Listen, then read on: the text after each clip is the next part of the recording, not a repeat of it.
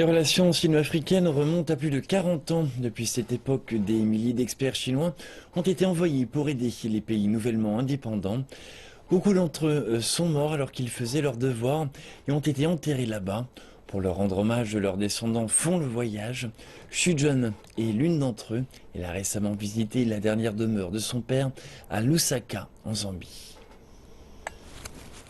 Un moment sombre pour Sujun. Elle a parcouru des milliers de kilomètres de Chine pour arriver jusqu'ici.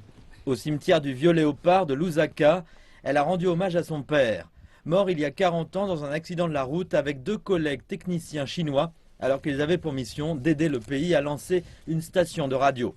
Elle n'avait que 12 ans quand son père est mort.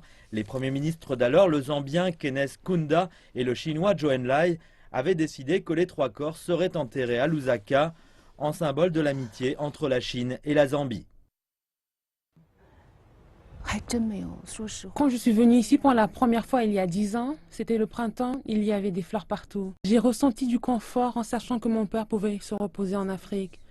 Même s'il me moque, je ne ferai pas rapatrier sa tombe, car son cœur appartient à l'Afrique.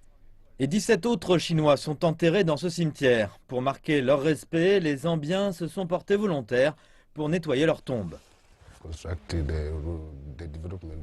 Il y a environ 13 tombes et toutes sont très propres. Je suis reconnaissant envers eux d'être venus pour aider le pays à se construire.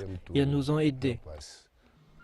L'an dernier, le gouvernement zambien a réservé un terrain de 2 hectares pour construire un cimetière spécialement dédié aux Chinois qui ont perdu la vie alors qu'ils aidaient au développement de leur pays d'accueil.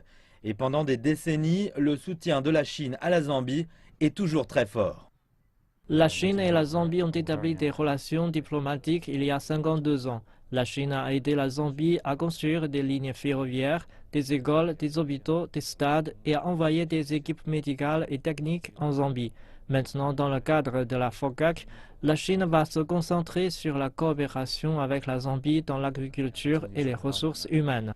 Le père de Sujun était l'un de ces nombreux Chinois à avoir quitté leur pays pour la Zambie afin de travailler sur des projets capables de contribuer à la croissance économique locale.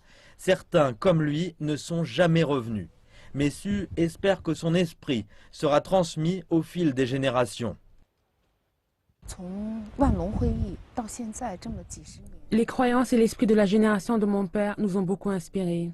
Depuis la conférence Asie-Pacifique dans les années 1950, la Chine a toujours augmenté son aide envers l'Afrique. La Chine est maintenant impliquée avec la communauté internationale pour un meilleur développement de l'Afrique. C'est une tradition chinoise que d'aider l'Afrique, comme on aide un voisin dans le besoin.